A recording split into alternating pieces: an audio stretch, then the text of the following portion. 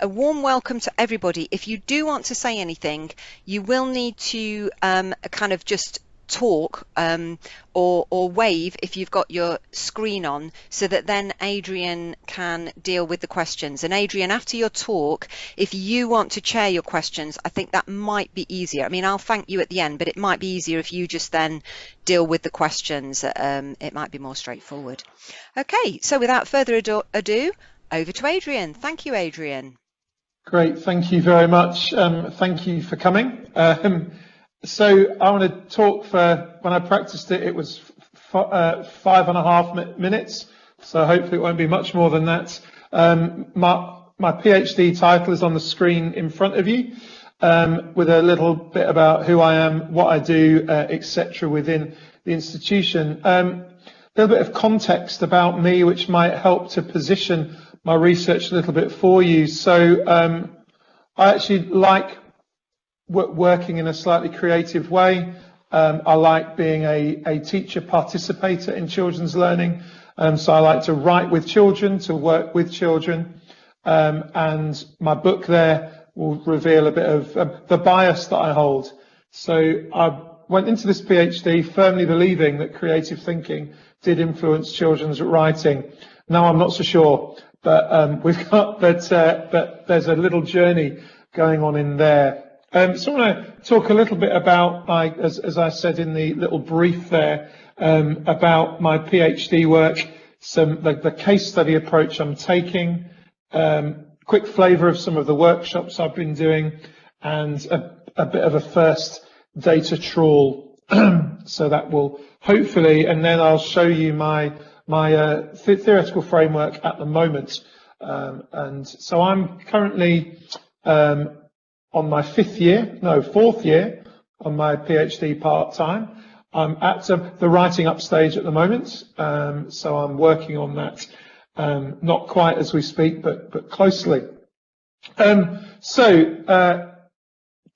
you see before you, and I'll take the grey box off in a minute, is the start of my kind of case study model that I'm using.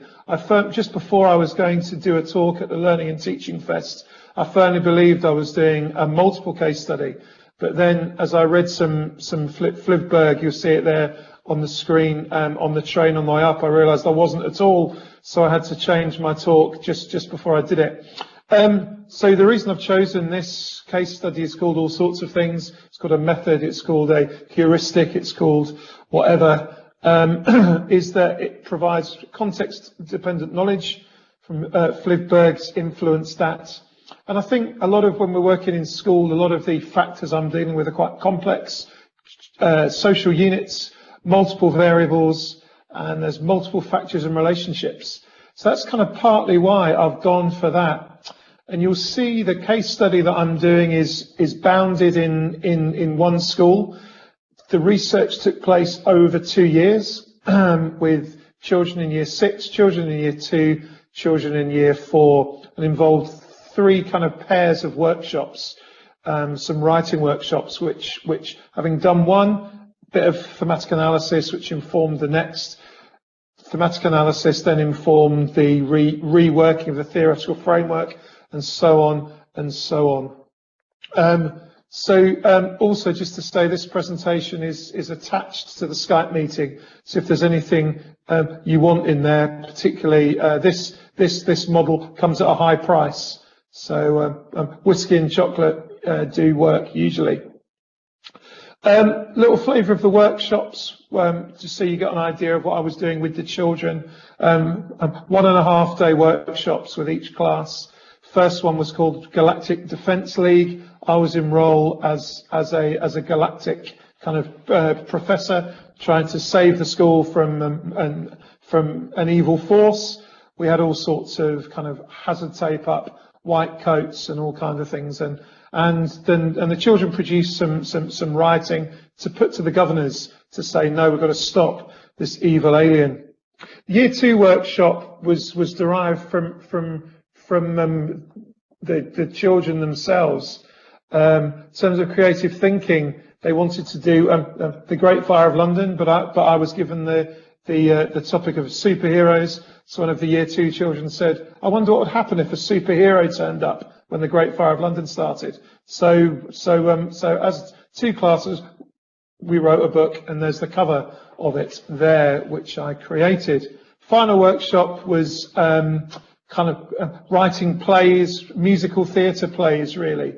We had the theme of raindrops keep falling on my head, and we kind of did a bit of brainstorming, and then the children created plays, created soundtracks, created some raps, all sorts of things in the middle of it. So that's what I was up to whilst I was in school, observing. The teachers were observing creative thinking. We were looking at the writing, and I've got files full of data to trawl through.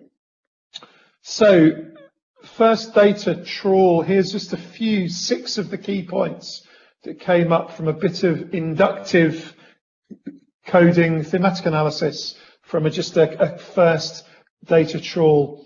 And the key one was really the first one there. Children can't make connections. So the teaching for us as teachers needs to go on in the gaps between the modes of learning was one of the key points that I found. Also, children deemed to be working below age-related expectations in the school's way of doing things actually achieved a lot more than those working above. Counter to that, those who could have achieved more didn't really. So just a few things there. Mental processing capability. A lot of the children in the school had incredibly chaotic lives, which according to my reading influences their mental processing, which can therefore influence creative thinking. My aim is to provide a theoretical framework / planning tool for teachers to use to develop their writing using creative thinking. The key points there, you'll see how some of the themes are fitted in, all of the arrows, all of the connections. And so the key there shows those arrows and green boxes as where we as teachers need to work. And as I was thinking about this and had some things on the wall in my office, this question came to mind. How can thinking development be structured and scaffolded alongside writing development? So I kind of decided that a new model, a model for scaffolding creative thinking perhaps needed to go in as part of that. And that's kind of where I'm up to, really. So what I'd love you to kind of talk to me about today are those three things.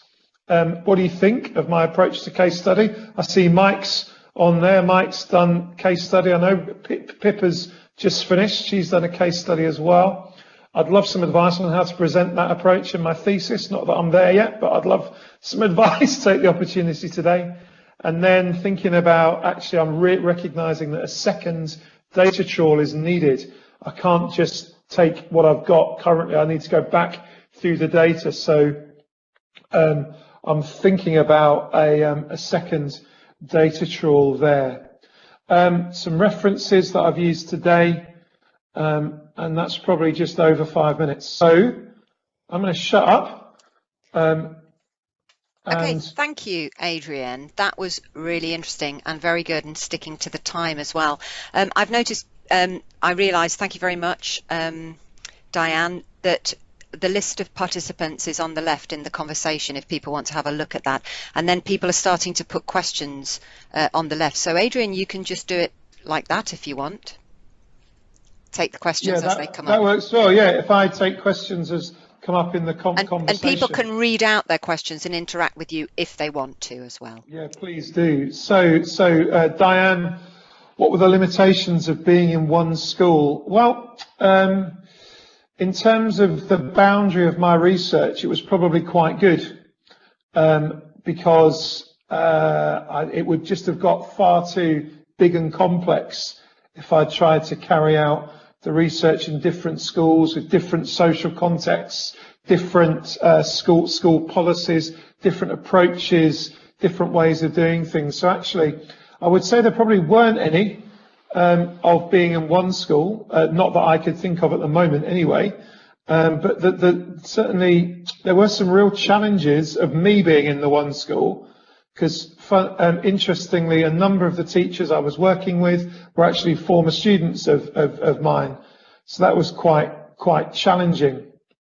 Could I just come in, Adrian, and just follow up on that then? Please do, Diane. So yes. How much of that will you discuss in the thesis? Because that's bound to be something that will come up from the examiners, and you started to describe that really well about, that yes, there were advantages, but there were disadvantages. Yeah. So I've certainly planned a reflexivity chapter. Because I was one of the only 2 or 3 male teachers the children would have had. I'm quite a big guy, so that would have impacted. My approach is quite different to the school's approach, etc., etc. So there was a lot to talk about there. So Lisa's asked me a question that I've answered in 13,000 words in my lit review so far. So I won't try and answer it here, but for those of you that kind of have done any reading about creativity, I'm thinking about creativity as kind of a everyday problem solving, what Kaufman and Bagetto call mini-C creativity, as opposed to more kind of Einstein-like creativity or Van Gogh. So that's kind of how I'm defining creativity. Were the children aware of it beforehand? No, they weren't. Steve asks, how did I choose my case study school? Well, 1 or 2 reasons. The first reason was I did have existing relationships with staff in the school. And as a result of that, I knew that they would be amenable to what I was proposing. I'd worked with, I'd done some work in the school before, supporting a student in her RQT year, supporting a student who had a very boy-heavy class and wanted my help on supporting boys writing. So I'd done some work in the school before, so I already had some relationships there. So that's how I chose the school.